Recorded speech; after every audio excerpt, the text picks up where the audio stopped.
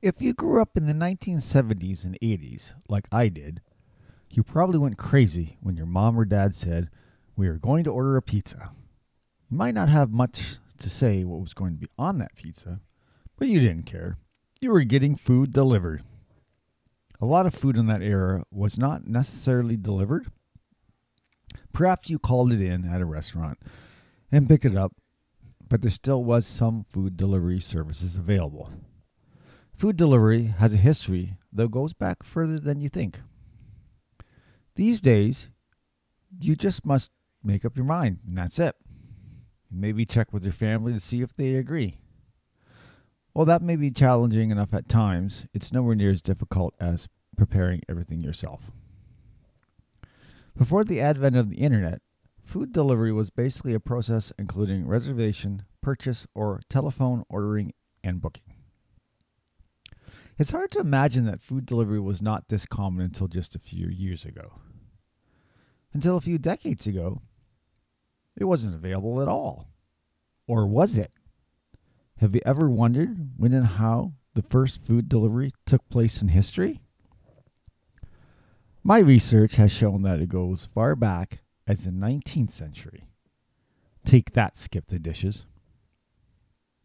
With things like social media, e-commerce, and the sharing economy, I think we forget what success looked like before the internet. That's what this podcast is all about. It's a bit history, a bit nostalgia, and for some, perhaps a bit of revelation. I know you'll enjoy it. So let's look at a success story on success before the internet. There was success before the internet, you know. We just forgot. Let's get started.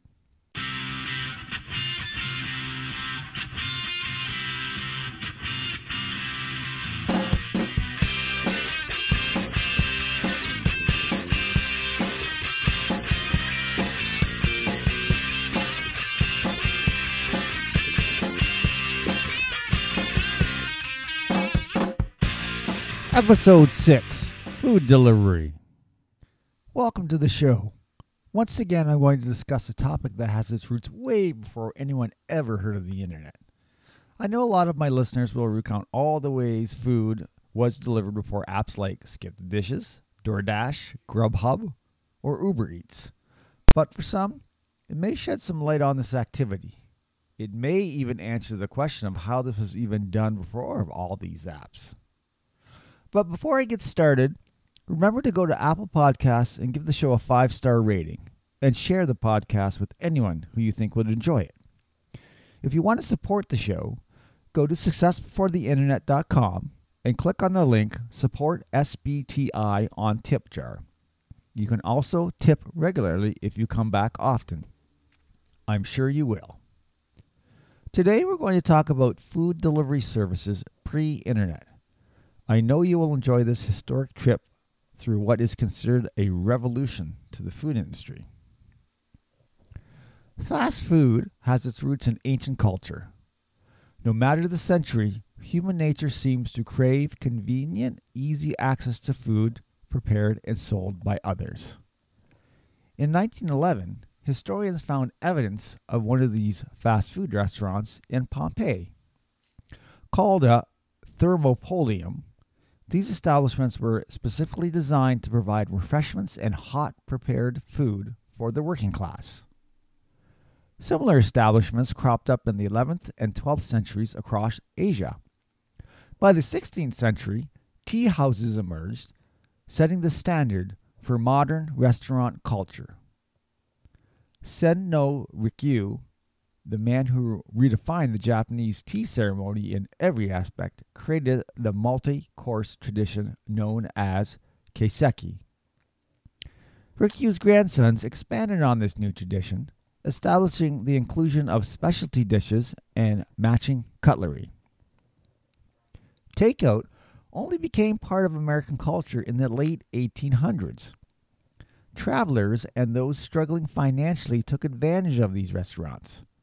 But these fast food restaurants became far less accessible during the Jim Crow era, especially for Black Americans.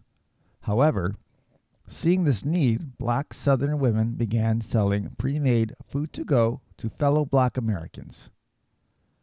But what about actual food delivery? Well, given the significance of pizza delivery in modern culture, it should come as no surprise that the very first food delivery service we know of was in fact a pizza.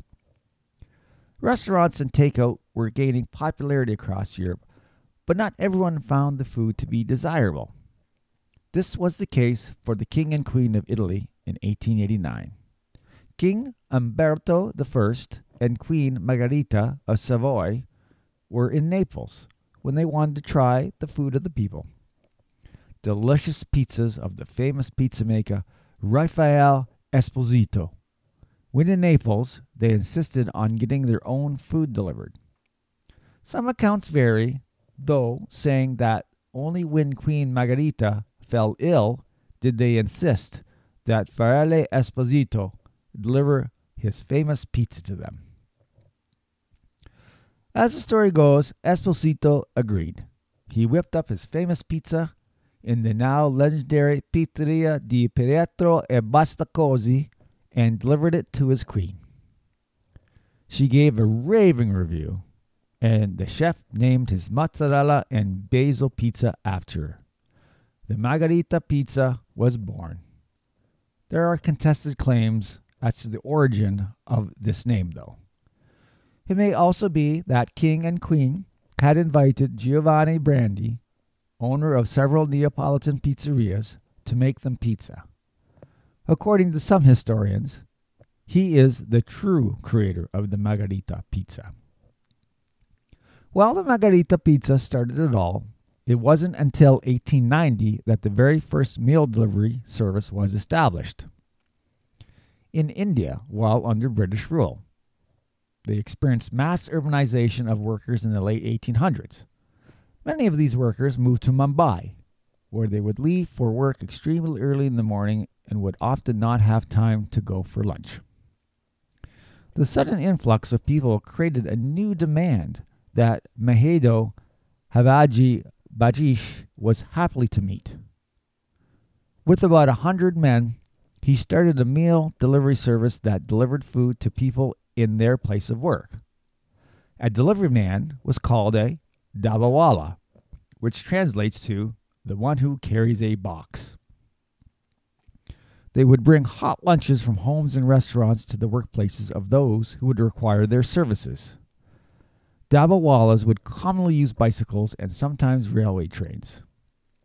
These lunches would arrive in their own containers, and the dabawalas would also have to come back to collect the empty dishes in the afternoon. Since 1890, dabawalas have been transporting lunch boxes through Mumbai, which is now the fourth most populous city in the world. Their method for delivery is conducted in a highly effective and eco-friendly manner with almost no mistakes at all. Keep in mind that they still don't use any software or cell phones to run the operation. This system is so effective that dabawalas are still in high demand. They are considered to be a symbol of gritty resilience, according to the Harvard Business Review, as a result of their hard work and ethics working through challenging conditions. The success of their structure and system has inspired many modern global companies. There are numerous studies on the thriving businesses of dabawalas. Business leaders are known to visit Mumbai to learn more from them, and working with dabawalas are known to give speeches and answer questions at universities for business management classes. The Mumbai Dabawala service continues to feed the busy working populace today, delivering over 200,000 meals a day. By the 1920s, takeout had cemented itself in American culture. But with the evolving world and with the establishment of the Dabawala service, it's no surprise that food delivery was beginning to gain traction. In Los Angeles in 1922, one Chinese restaurant sets this evolution in motion. Kin Chu's Cafe ad stated that it was the only place on the West Coast making and delivering real Chinese dishes. Now, it's hard to imagine that there was only one Chinese food delivery place available, People fell in love with the concept, of course, and the system had major potential. However, any growth was thwarted when the Great Depression struck in 1929. Dashing all hopes even more for this budding industry was the Second World War, or so one may think. Luxuries like takeout food and meal delivery were certainly not top of mind once the world was thrown into another war. Oddly enough, meal deliveries began seeing an upward trend. At first, the meal delivery services were solely for food parcels. This was specifically seen in London, which was suffering under the Blitz. To ensure the wellness of the British population, the UK government enlisted chefs and volunteers to deliver ready-made meals. The idea of delivering wellness packages spread quickly, reaching countries all over the world, including Australia and the USA. These services were so well received that they continued to run even after the war, except now it aimed to get veterans back on their feet. During this time, American soldiers returned from the Italian front lines bringing with them tales of pizza and pasta. The idea of pizza made such a splash that the New York Times published an article all about the Italian dish. The article explained what pizza was, describing it as super popular in southern Italy, and making the extremely bold claim that it would make the perfect meal for takeout and delivery. It also declared that it could be as popular as hamburger if more people knew about it. While it took some time, pizza would become an American staple, fueled by the rise of suburban culture from the 1950s. If you think you're addicted to TV now, think again. Now we at least have the option to watch what we want when we want to. In the 1950s, when the TV was invented, people stopped going out to restaurants and staying in to watch TV. Seeing that their beloved patrons were taken hostage by these new inventions, restaurant owners knew that they had to take some action, and fast. This sped up the takeout and delivery concept for restaurants. Dine-in only restaurants added take-home and delivery options to meet the new needs. They also began advertising on television and broadcasting their menus to remind customers of their delicious food. More convenience? Yes, please. How do you make sure that you are heard among the noise when everyone begins offering takeout and delivery services? By using one word: free. Iconic Casa de More from Los Angeles began offering free delivery on any order over $2.50 in 1952. Back then, their medium combo pizza was just $2.25. It was a smart idea to get people to order and increase the value of the order as well. After all, who'd want to have more pizza and free delivery? This was perhaps the biggest move for pizza delivery until Domino's promised delivery in under 30 minutes. The phones didn't stop ringing for a very long time. Americans had also fallen in love with pizza. So much so that the very first pizza delivery service was established in LA in the 1950s. The iconic Casa de More is considered the very first pizza restaurant to offer these services.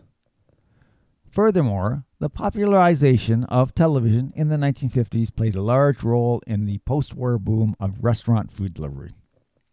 With televisions in more homes, the concept of eating dinner from restaurants at home was established. Families could come home after a long day at work and have their meals delivered to enjoy while watching the favorite television program. This was particularly helpful for many families as the suburbs grew in popularity and car ownership surged. People no longer necessarily lived nearby their favorite restaurants, and cars made delivery more convenient. Eager to capitalize on this trend, many restaurants even developed television dinner menus. A new kind of food delivery was born when Meals on Wheels was launched in 1954. The charity, developed in Great Britain, was in response to the economic decline following World War II. Meals on Wheels delivered prepared food to homebound people who might not otherwise have access to food. The organization soon spread to other countries, including the United States. Meals on Wheels is still active today, delivering food to the homebound in cities around the world. As the movement towards the suburbs took hold, So did the TV culture. By the 1960s, people across the states preferred sitting and eating in front of a TV to going out to a restaurant. This forced the now struggling restaurant industry to look toward fast food and delivery services.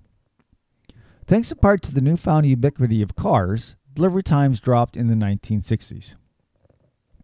On the forefront of this innovation were the founders of Domino's Pizza.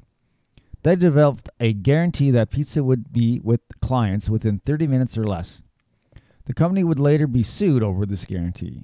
Lawsuits claimed that 30 minutes was such a short delivery window that the company was encouraging unsafe driving.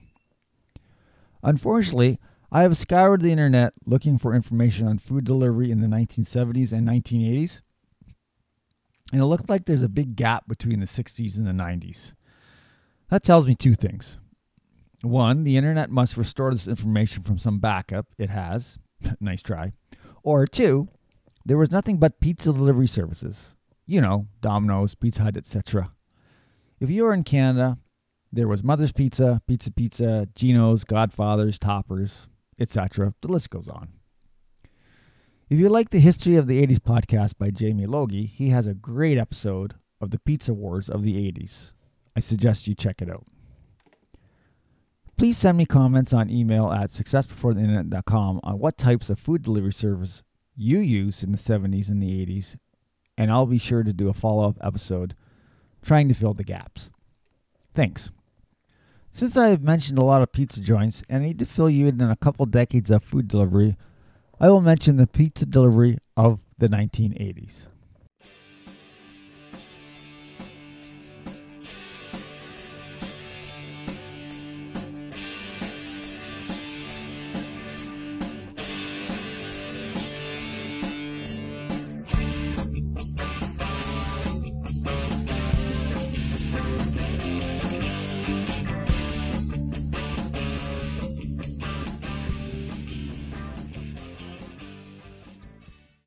Pizza was big business in the 80s, and pizza parlors would profit tremendously from the battle over adolescent market share.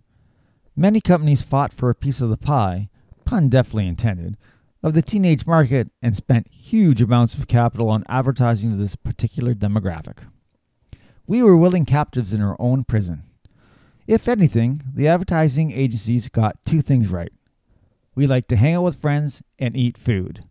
I don't think much has changed today. Throw in some music and a bunch of the latest video games, and that was me in high school. Hanging out took a little more work to do back then than today. To meet up with friends, you would first have to call them on a heavy plastic device called a telephone that was attached to the wall by a long curly cord. There was no group chat, so you would have to call each friend individually. Getting to said beat-up spot was always difficult. You could have your parents or older sibling drive you, or you could ride your BMX bike. Ordering was kind of a pain because nobody could agree on toppings, and you couldn't split the good toppings onto only half a pizza. You order and then wait. When the pizza arrived, it was like heaven on a 12-inch silver platter. You nab that first slice and grab the overly greasy Parmesan cheese and red pepper flakes and go to town. Not too fast, though. That thing is hot. Eat slow, then wait for the rest of the pizza to cool down. No problem there. We have an entire pitcher of soda to kill and good friends to share it with. There were so many good pizza places to choose from. In Canada, there was Pizza Delight, Pizza Hut, Pizza Pizza, Gino's, Sbarro's, Mother's Pizza, and these are just the well-known chains. Why am I telling you all this? Well, for starters, it's a good backstory that shows how pizza delivery became so popular in the 80s. It seemed that every pizza place had a delivery service, from mom-and-pop shops to big chains. For example, there were chains like Domino's Pizza, who I've already mentioned, who kept pushing delivery. Once they started advertising the super fast 30-minute delivery in the 80s, the traditional pizza parlor began to die. When you really think about it, as a kid in the 1980s, that's when eating pizza in a restaurant started to die and give way to it being delivered. I can barely remember eating pizza in a brick and mortar building from the late 80s and on. It was mostly delivered, and there was no app on your phone to do this. You had to call the establishment and speak to a human to convey your order. Believe it or not, I still do this today. I live in a small town. Takeout and delivery are a staple of our society today, and pizza in particular has a long, delicious history from the 18th century Naples streets vendors to North American go-to deliver food. Nowadays, it's almost impossible to imagine life without it. In Canada, pizza delivery really emerged in the late 1950s, following the traditions established by the fried chicken and fish and chips industries who offered delivery. At its earliest stages, pizza delivery was difficult. A heavy, greasy hot pie was being delivered in a weak bakery box, the kind of boxes, meant for pastries. The pizza would lose heat, the box would sag, cheese would stick to the little box, or the ultimate disaster, a pizza could be dropped.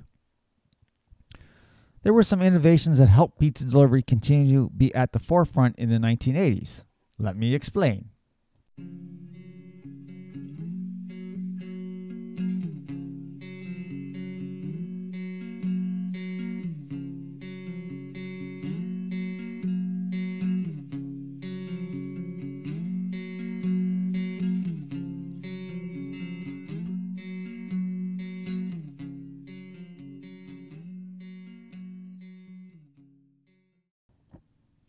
So who pioneered the innovation that ensured our pizzas came intact in all its intended glory? Technological advancements made in the 1960s, most attributed to the American chain Domino's, really advanced the pizza industry. Pizza is one of those dishes that traveled super well, but as we mentioned, it wasn't always that way. New technology, modifications, and engineering have contributed to make pizza one of the most popular hot and ready delivery foods.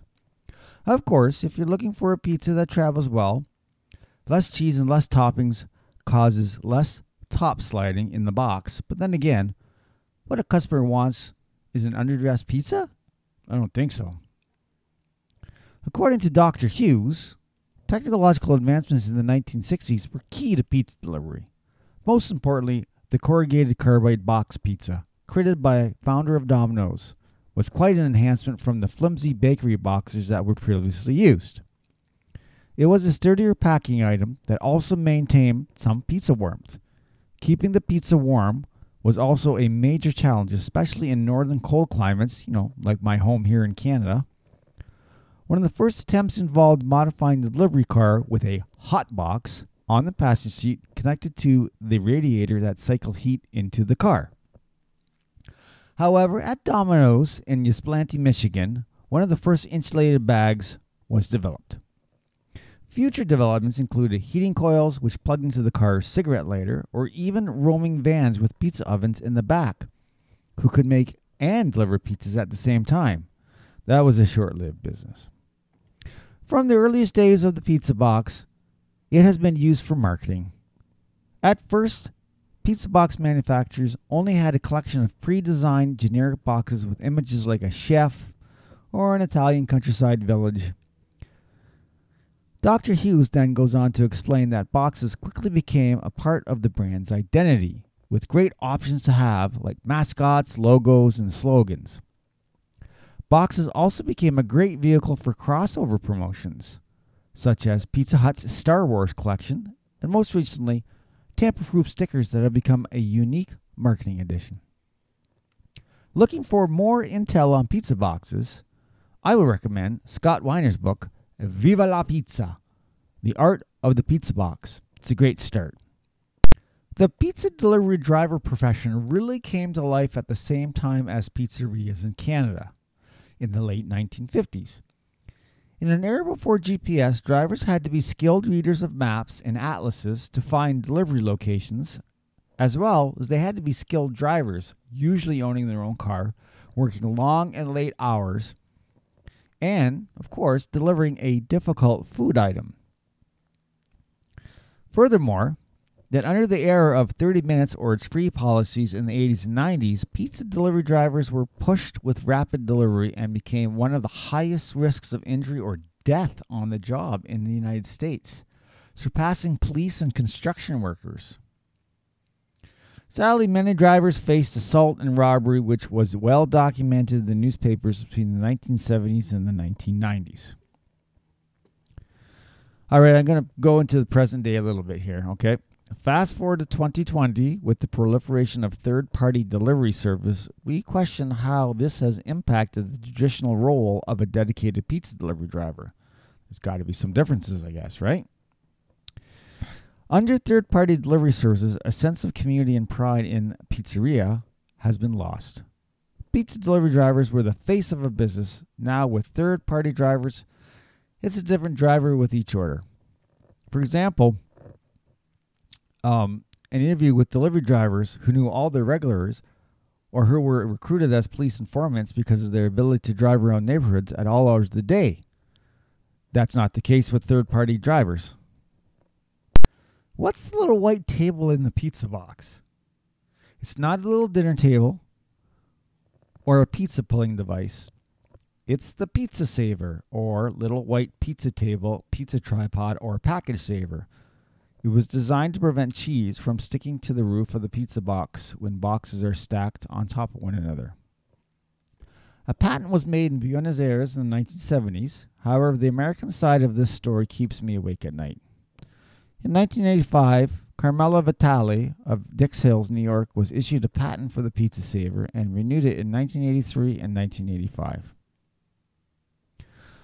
However, information about Vitale remains a mystery, nor are there records indicating she was connected to the pizza industry, owned the machinery to produce the pizza table, or even have seen the Argentinian product from the 1970s.